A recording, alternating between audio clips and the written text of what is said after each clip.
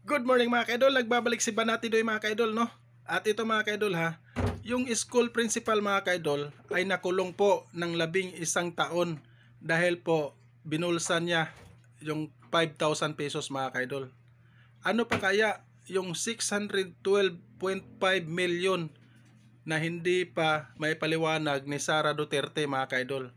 Panoorin mga kaidol. Kung ang isang school principal ay nakulong ng 11 taon dahil sa ibinulsang 5,000 piso, paano pa kaya ang 612.5 million pesos na hindi maipaliwanag ni Vice President Sara Duterte?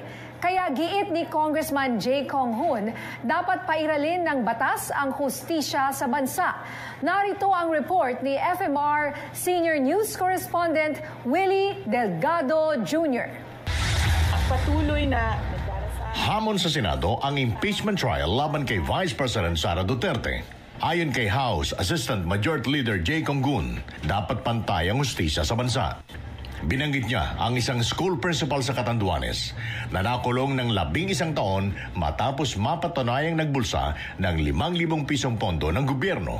Pero sa kaso ni VP Sara, mahigit 612.5 million pesos ang hindi maipaliwanag mula sa Confidential at Intelligence Fund ng OVP at DepEd.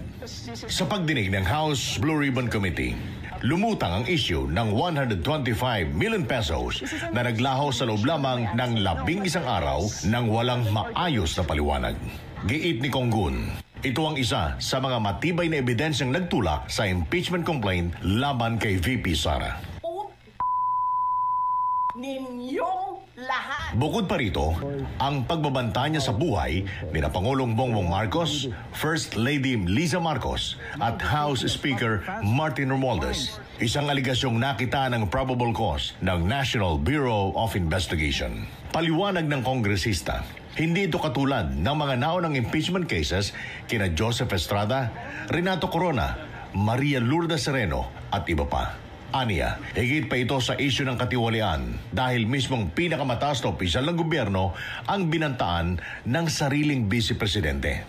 Ngayon ang tanong, makakakita ba tayo ng patas na hustisya sa impeachment trial ni VP Sara? Willie Delgado Jr., umaarangkada sa Pagbabalita.